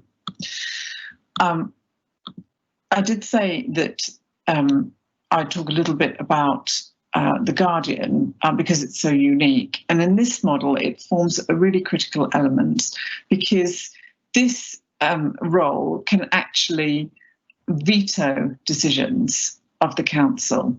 So the Guardian holds the council of members to the purpose for which the data is being processed. So it adds even more rigour around the structure. And we predict that in the future, all large-scale data sharing will advocate for the use of an independent data steward. So we think that this is an absolutely crucial role, and the fact that it's enshrined in legislation is really significant for the island. But we can't just look at what the minimum standards are that are prescribed by law. We actually have set out some universal principles that unite all data foundations, which are listed here. I know that we're probably running against time, so going through each one of these individually is probably not going to be very popular. But it is important to say that we actually consider that the data standards within a foundation and the controls over data flows and processing activities, all of that is relevant. So we don't differentiate between personal and non-personal data. Obviously, you have to apply the correct laws and show you're in compliance with them. But we actually believe that this just isn't a binary concept, and that data shared or reused as part of a data sharing initiative is likely to be personal data at some point, perhaps through the purpose of use or data linkage or another measure. So that's really quite important for people to understand. The other thing that is really key to this is a common code of conduct. So we actually started the project last year writing that, and that's a very extensive operational code which sets out the roles and responsibilities within the foundation and how and what is expected of them. That's actually been reviewed by over 40 peer groups now, including regulators, advocacy groups, We've had international input from various different tech groups, ethical bodies. So that's really actually a well-formed code, which we would expect all data foundations to be adopting. And perhaps the other thing to really build an awareness on in terms of the data foundations is that they should be sustainable. So they have to maintain themselves over their life cycle. This isn't just about a foundation forming and everyone getting very excited about data sharing and all the sharing happening. This is also about controlled closure and what happens when the foundation has fulfilled its purpose, because these foundations may be set up for a particular cause, for a particular instrument, for a particular piece of research, for the pandemic, whatever they're being set up for, which means that their life cycle must be sustainable. And they also must be able to be funded. A lot of the data sharing that we have seen in terms of prototypes are relying quite heavily on funding from government sources, which is really unsustainable. You can't just keep on using public funds. These actually have to operate and be able to manage themselves and to look after themselves. So sustainability and proof of sustainability is really important, and that's built into the code as well. But if you want to talk more about them or want more information, we do actually have a white paper, and I can send people links to that. So I'm very happy to share more information. But the question really is, how can we grow a market around data governance? Obviously, the data exchange would be absolutely pivotal, and in terms of a project, hugely beneficial. But there are key services, key skills, key areas that would have to develop in order to benefit from this. But actually, data foundations and data institutions and data governance really lend themselves to the development of that market, because Jersey has such a great professional services infrastructure, and it has really robust financial services regulation. People understand compliance and risk, that lawyers understand the structures. The tech companies are fantastic and would develop further skills to actually look at large-scale data sharing and then the analytics that go with that. So we believe that there's a real opportunity, but perhaps the biggest opportunity is in the data guardian role, because it may be that organizations or collectives or data sharing initiatives that are having problems don't find it appropriate to form a data foundation in terms of it being incorporated through the foundation's law in the island, but it may be that they use their local legislation to mirror what that foundation can do. It still requires the data guardian to be in place, and these are really key roles, and they have to be conversant about legal compliance, risk, tech. So they're likely to be organizations that have these skills and are appending these data governance skills to their other governance skills that they have for financial services. And the training that they require and the professional certifications could all be developed in the island and have huge opportunity to actually deliver that worldwide. Obviously, there's the intangible benefits of the island's reputation being further enhanced, because ethical data sharing and safe data sharing is so linked into good controls, good regulations, excellence in service. And it would also establish the island to be a forward-thinking regulator as well, because it requires both the data protection regulator and the financial services regulator to come together to look at these structures and to help to make sure that they're regulated in a cohesive and comprehensive way. There are specific advantages for different sectors, from a legal, a technology, and in particular the training areas. And all of these can carry a Jersey hallmark of approval. So a data foundation that's formed in the island will be top-tier foundation, and will be regulated and managed through the regulators locally, which is absolutely key. I will hurry up because I know about time, but certainly developing a new market in data governance is going to require a number of stakeholders advocating for its development and supporting its creation. So this is really about coordination and connection from government, regulatory bodies and the promotional bodies, and Digital Jersey are obviously absolutely key in bringing this all together and also advocating for this on a much larger platform. The concept itself really needs to be prototyped in the island to demonstrate what works well in theory actually can result in good practice around data sharing. And this probably doesn't just need one project, it actually needs a range of different data sharing initiatives which are experiencing significant challenges where a data foundation can provide a viable solution.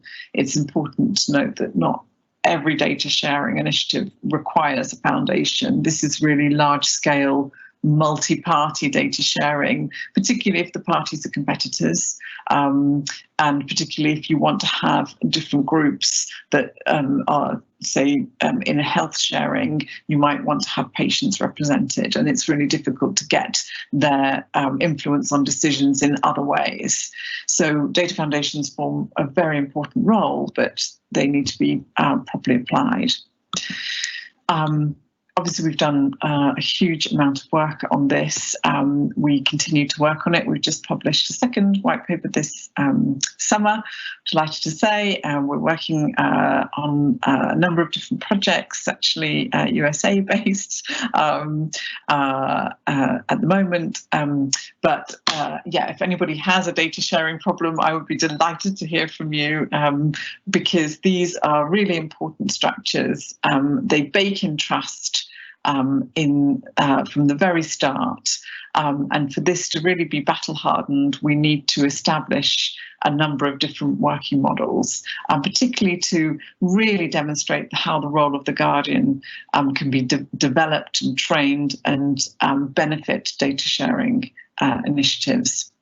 So that's a bit of a whistle-stop tour through a really quite conceptual issue, but thank you so much for your time and for inviting me to talk with you, especially with this prestigious panel. I feel a bit humble, the humble Jersey girl. But yes, please do contact me or either through Digital Jersey or directly. Really happy to talk to anybody about data sharing. Alexis, you say you are humbled by the company you're keeping today. I think we're humbled by what we've just learned. That is a mass of information, and certainly food for thought for the regulators, food for thought for governments as well. And where you may impolitely call it bashing heads together or politely call it getting the right people in the right room at the right time, I'm sure Digital Jersey will do their bit. Now, our final session of the day is a very special panel discussion on a lot of what we've been talking about, and I'm sure much more besides as well. Joe, it's back over to you.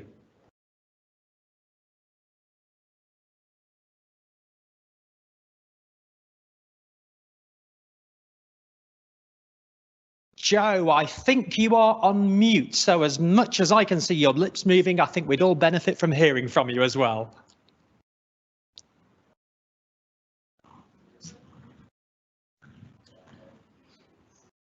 Okay, I believe two of our virtual guests are muted, so if you could have a go at unmuting, we will double check that and get to our panel in just a second, all as part of an afternoon session dedicated to islands as a testbed. We're pushing boundaries, we're testing here first, and the concept of the sandbox gives us the ability to do that, not just from our point of view, but also the ability for other companies to be able to access elements of that data and do interesting things on that integrated data set. Because we've got infrastructure that they can't believe we have, that they don't have in the UK. We've got everything anyone would need in a small contained location, and amazing people connectivity as well as digital connectivity.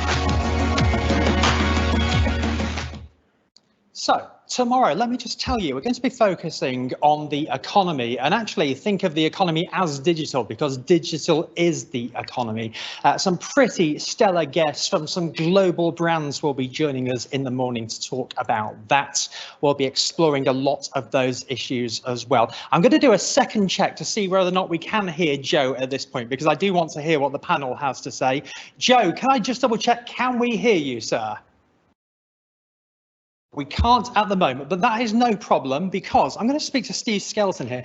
Steve, let's just start with formal introductions. Name and title, and unpack your title as to what you actually do. Yeah, of course. So I'm Steve Skelton, and I work for the Government of Jersey as their Director of Strategy and Innovation, which is a new role that they put in place a couple of years ago, and I was really pleased to be able to take on, which is specifically designed to help the government as a whole think more about the future, think more long term, and to try and get ahead in some of its planning for some of the factors that might be changing Jersey in the years to come. Now, we've heard a lot of ideas and a lot of looking into the future this afternoon through these fascinating talks, and there will inevitably be a point at which that's what we know is ahead of where government is right now, but there will be a plea for government to catch up with that, whether it's a regulatory level or a just making it happen level. What is the role you play? Is it more about internal cultural change inside government, echoing the cause of these people externally? How does that interface work? So a lot of it is about kind of capability building.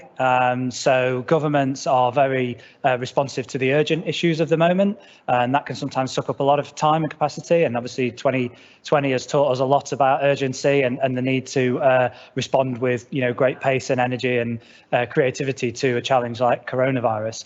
But that can make it harder to keep an eye on what's important, and those issues that are coming down the pan steadily and at really significant scale. And so one of the things that we try to do in my service is help work with all the different parts of government and build their capability to juggle those two balls at the same time. So it's less about predictions and more about the ways of thinking and the methods of thinking about the future. It's interesting, during our education conversation, I've lost track of which day of the week it was now, but we were talking to Mark Rogers, one of the Directors General inside government, and he was making that point as a leader, particularly in the middle of what you might call a crisis or an urgent situation, for which we were talking about COVID-19, and there's such a focus on the here and now and the urgency.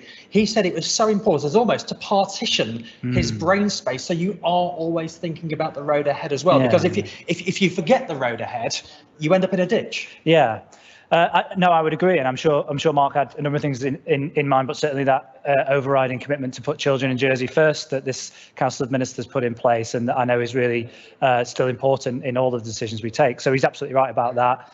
I think as well, it's often recognising the slightly dull way that government has to work. So, government is a bureaucracy, it works in that way. And if we have long-term planning systems, they will filter into, the decisions that are taken and particular resources that are allocated. So some of it's quite exciting, like the stuff we're going to talk about today, and some of it's the slightly less exciting work of putting plans together and making sure they get funded. It might be less exciting, but it's incredibly important. It is the foundations on which all of this is built. We, of course, understand that. Let's overlay what we've been talking about this afternoon in islands as a test bed. And we hear from Joe, and when we speak to Tony Moretta, there is a huge pride in the opportunity that is afforded to this ready-made test bed, this sandbox of just over 100,000 people. From your perspective, how are you hoping to exploit that for the good of the island, not just economically, but reputationally as well? I think there's a lot of opportunity, both latent in the kind of the idea of an island and the way it brings people together, and obviously in some of the infrastructure that you guys will have talked about already. There's a whole a series of things we'd like to do in respect of sort of opening up some of the policy making that we do as a government.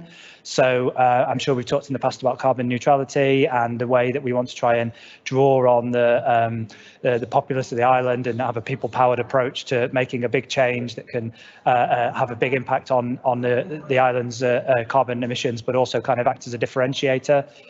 But equally, I think some of the stuff that we've been hearing about, particularly the last session from Alexis around the data foundations and the Islands Foundations Law, presents some really significant opportunities for Jersey to steal a bit of a march on other similar places by using its existing skills, the things that it's really good at already, and that already attract people to come and operate here and locate their businesses here. And I think that's a really important message, isn't it? We're talking in the context of digital, but actually the professional services backbone of what we think of as the finance industry. Actually, to call it the finance industry is to limit what that really is, because that full suite of professional services are available to outside investors, but also people wanting to relocate or relocate to Jersey. That's right, and I think if we think about the natural evolution of some of those professional services, and again with the session we just heard, the role of data custodianship, data guardianship, data capability is only going to grow. So as businesses become data businesses, as our actions become actions that create data, and we understand more about how that data can be appropriately sort of used as a personal asset and a public asset in the way that perhaps it's already been used as a private asset, then those firms that support large areas of commerce to do similarly complex transactions, similarly to construct complex legal vehicles and processes will, I think, naturally evolve into dealing with data as their subject matter in the way that they perhaps deal now with regulation or with money. I'm hoping we can bring Brent into the conversation here. Brent, as you're listening to Steve here, you spoke early in huge detail about how you can use that data, and you started with you only get out what you measure.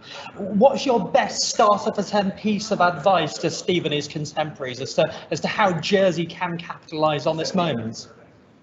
Can you hear me without? We can hear you, yes. Oh, great. So I appreciate you sharing your experience with that. Part of this is a learning process as you make the transition. And so when you look at a project, there are two methodologies that I would use to dive into it. The first one is to look at a project at its incipient phase, where you're doing budget planning, you're doing ROI calculations, you're proving out the model, and pick 5 metrics.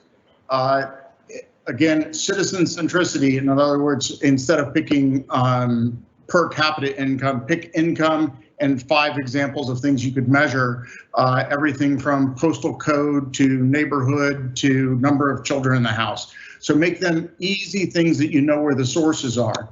And then secondarily, try to do the same thing that's for a project that's in its later stages of maturity. So we've reached the break-even point, we're now in the cost recovery section, and then attempt to re-inject that process into the program. And when you come at it from those two directions, what you end up with is this fascinating learning process of, if I got the right data in at the front, how do I hold on to it for a long time and evolve it? And at the same time, as you're working backwards from the point of view that you're in the ROI phase, going back through the break-even process, you're figuring out what data you can recover in arrears. And then that process actually informs those very early stages of the exchange, where you're proving that you can reassemble a citizen-centric approach and you can build a citizen-centric approach. Does that help? It helps me greatly. Also helping me greatly is the belief that Joe is back in the virtual room with us now. Joe, can I hear you and can you hear me? I can certainly hear you, Gary. I'm delighted to hear it. In that case, I consider me merely the amuse-bouche. I will hand over to the main course of your debate. Joe, it's all yours. Amuse-bouche, I like it. Steve, how much of the presentation did you get to hear? So I came in just at the end of Brent's, but I had to deal with a couple of other things while the other ones were going on. So I caught snatches of each. Excellent. The reason I'm saying it is that Steve and I have had a couple of conversations before, and you know, Steve really gets this. So I'm really excited that he's actually being part of this whole conversation. And you know, to me, it's the big idea, or it's a big idea going forward for Jersey in itself.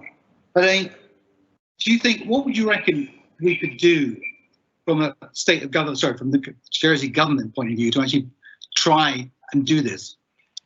I think part of what we need is a clearer story around what this is. You know, you and I have talked about the you know, the range of kind of complex issues that governments deal with, and you know, I think I've said, you know, I think they're good at dealing with, you know, civil engineering complexity, legal financial complexity, you know, strategic complexity, and I think they're just as capable, if they conceive of it in the right way, of dealing with data complexity and with the emergence of sort of new data industries and new social kind of norms around data. I think what we need is a clearer story about the benefits of being sort of early to that sort of puzzle, and I think we need a clearer sort of story about some of the things that places are going to have to grapple with along the way in order for governments to sort of start to digest this. There's still a lot of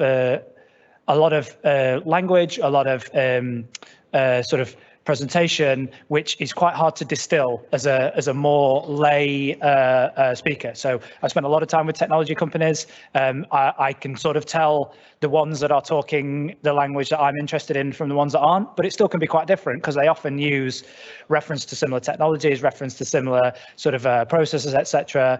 But I think there is a different strand of conversation emerging out there in the kind of the tech marketplace, the tech world, which governments should be more interested in, which is more ambitious, which is reaching for a different type of role for government and a different understanding of data, whereas perhaps that's often heard or mixed in with a kind of a legacy understanding of what tech or digital or IT means for government.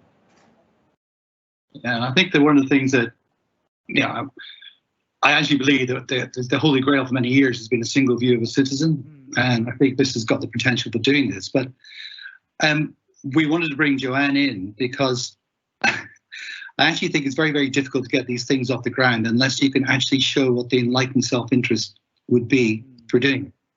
And enlightened self-interest actually works tremendously well. Most of the conversations, you know, around this sort of whole space, people talk about partnerships and collaboration and all the rest of it. But what actually gets people's attention is competition. So we need to find somewhere where Jersey is leading the competition in a particular space. And I think what Joanne was able to articulate was where that is actually possible to do, where it also maps against the actual sort of the abilities of the actual sort of intellectual capital on the island itself. So I think, I mean, I come from Edinburgh, and if you want anybody in Edinburgh to do anything, you just say they're doing this better in Glasgow, and immediately everyone in Edinburgh is up in arms and ready to do it. There may be an island sort of close to you where it's sort of that similar type approach seems to work. But this whole, you know, that's what we tried to do today, was to show that what is possible. That was whole Brent's piece.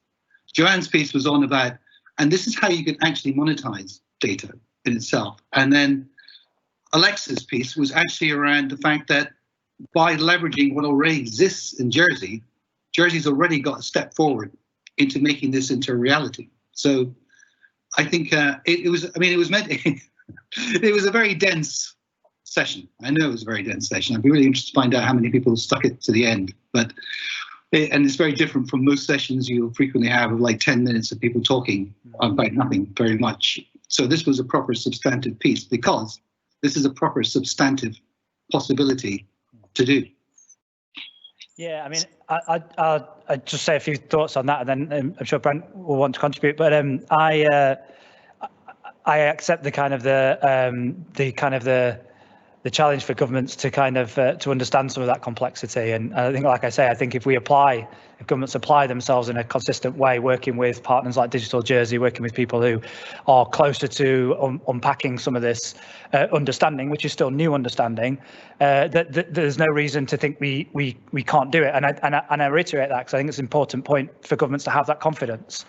to remember the professions that and the sort of capabilities that government built in the 100 years past and 150 years, prior to that, when there was major social change, where there was major economic change, and public institutions, built large infrastructure, and they responded to the challenges of universal education, and they built, great institutions on the back of that. So I think we can do it is the first thing we should do. We don't have to push it all out the door, and in many ways, by pushing it out the door for a long time, we've not invested in our capability to be an intelligent kind of client to those sorts of people who sensibly, in the marketplace are closer to some of the intelligence. The only other thing I would say is I think that point about competition and sort of enlightened self-interest.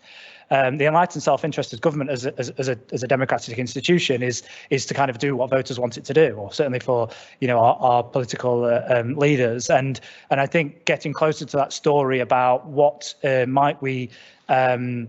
how might we suggest to citizens, and I do use citizens explicitly as a word rather than sort of residents or customers or anything that feels sort of more transactional or more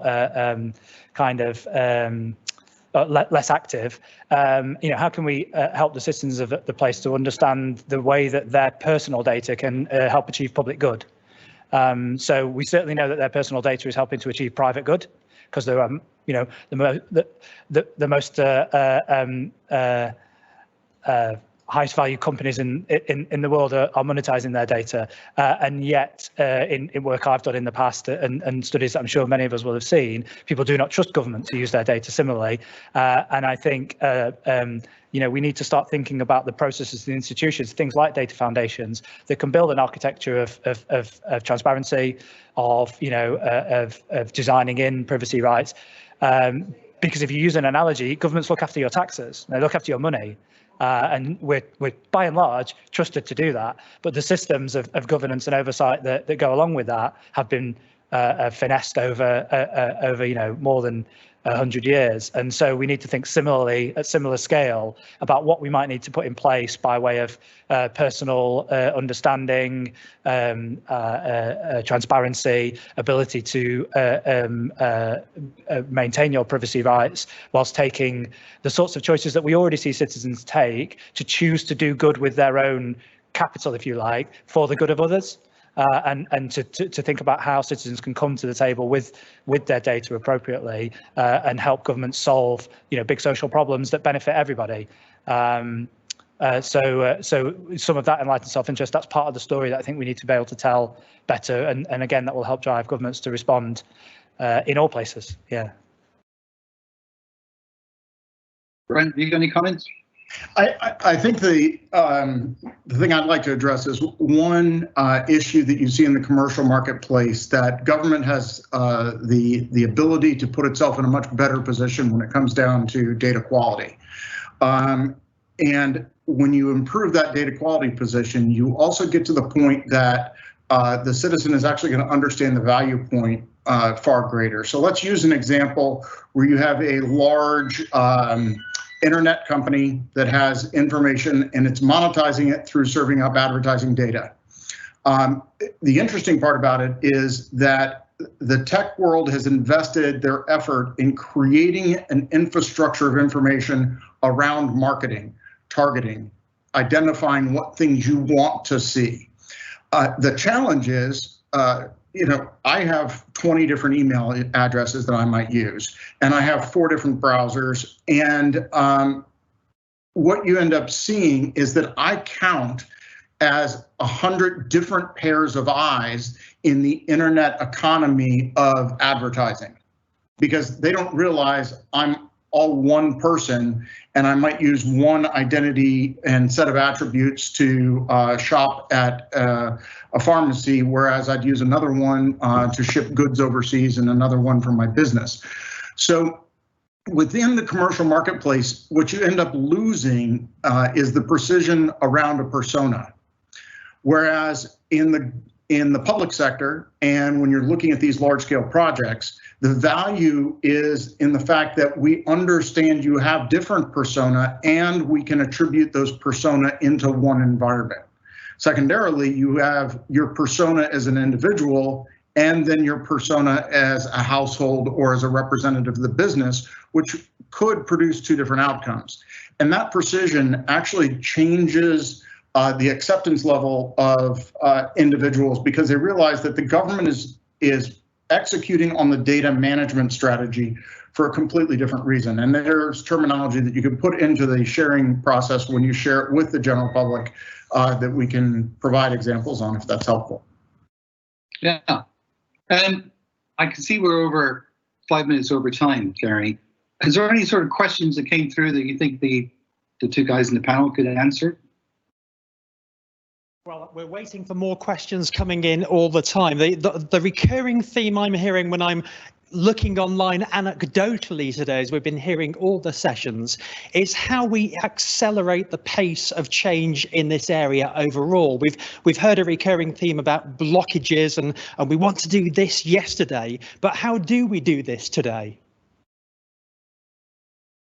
Can I offer something up there?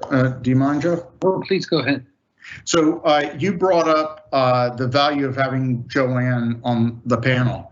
And again, I'm going to use something that I personally overuse, and I hope it's good for other people, but I consider the opportunity in Jersey as a self-licking ice cream cone. So you get all the pleasure and all the value and the experience all to yourself when you are the ice cream cone. So let's think about it that Jersey has the capacity and the expertise to be a leader and already proven leader in the financial services and the financial services information marketplace. What that does then is it serves as a foundation for these new securities, new instruments, new capabilities that frankly haven't been contemplated by a lot of folks outside of folks in Joanne's area. So where you're looking at fundamental shift in how you deliver value, instead of big complex projects, you actually take those big complex projects and make them viable and create a larger stakeholder base, and the value is in the information. So you actually cut a lot of the costs and the overhead and the process of dealing with the security out of the way for three reasons. One is it's automated in its underwriting in large extent. Two, it uses a standardized contract base that actually encourages the use and the absorption of data in the process. So with Jersey, you have the ability to be involved in the building up of the base of using these instruments, and at the same time influencing using the experience within the island and the concept of the sovereign data exchange, the tools that you would put into the instrument such that you could measure the output of the instrument. So I think you addressed it at the level, the value of having her from a monetization strategy, but you also have the value of her strategy or anybody else who could come to the table with an innovative instrument that uses data as the impetus to get the vehicle in, take a leadership role in the vehicle, and then turn around and showcase the value of the data, where your investment economy becomes the information economy on the same aspect. Easily to start it from that point of view. Yeah, I also think that you've actually got two organizations in Finance Jersey and Digital Jersey. This could be a Delta project between the two of them, particularly around what the stuff that Joanne was talking about. So you've already got special purpose vehicles, you've got the infrastructure, you've got the intellectual capital on the island. Some might say you've got a bit of a burning platform to create something new for the island anyway. So this sounds like a bit of a sort of a rushing train.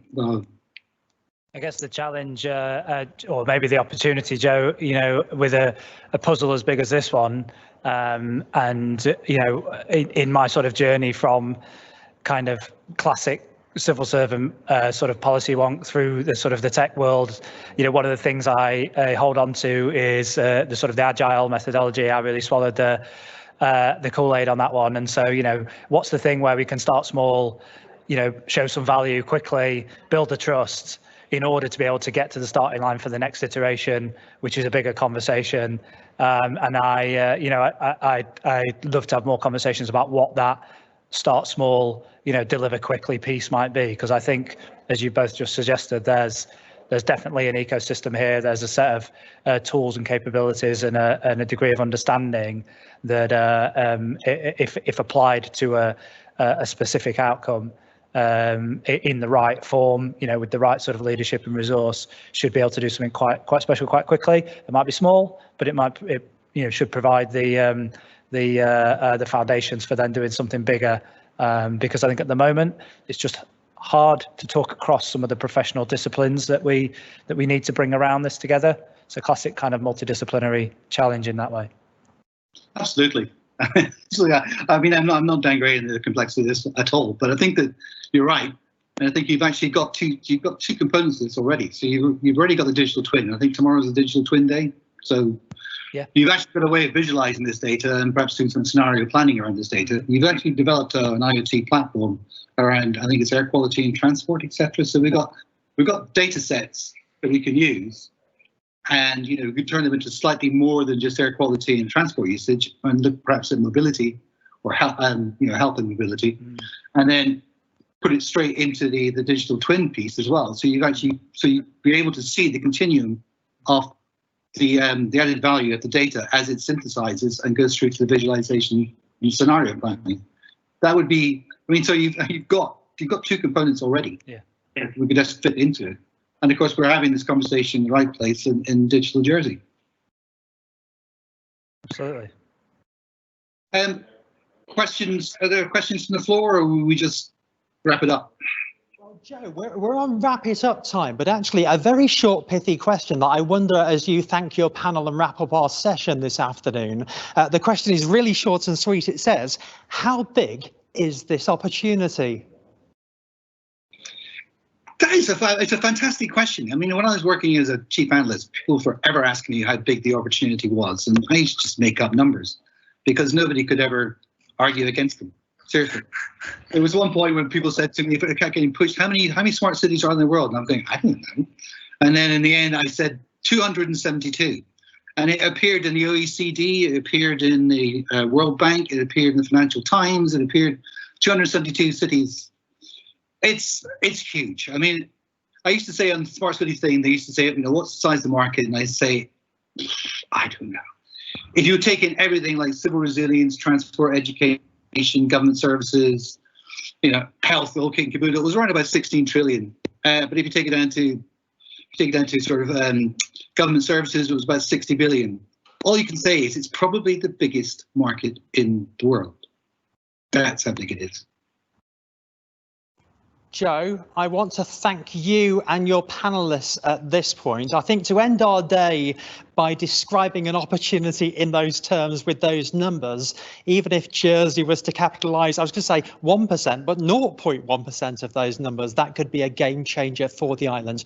Joe, Brent and Steve, thank you so much. Our earlier contributors as well, bringing our day looking at islands as a testbed to a close. Now, what of tomorrow? We move into Thursday of Jersey Tech Week, and this is what the setup looks like for tomorrow. We'll begin a panel discussion in the morning with Tony Moretta speaking to representatives of some of the biggest brands on the planet. We'll be hearing from Carlsberg and NatWest and speaking to McKinsey to get their thoughts on this as well. We've also got a fascinating presentation from Geek Talent that are looking at the skills that are needed for the new economy. And then our final panel session of the morning will specifically be looking at digital skills, which we know is a huge priority for digital Jersey, but with the island's new government plan only just unveiled, and you can search that out online, you will see that digital skills is a huge priority for the island as a whole. And then tomorrow afternoon, in our afternoon session, that's between 3 and 5, we'll be getting creative, injecting creativity into digital and learning lots from that as well. So tomorrow morning session 9 till 11, tomorrow afternoon session from 3 till 5. Check it all out at digital.je/techweek. And from me and all the team here, thank you for watching and see you next time.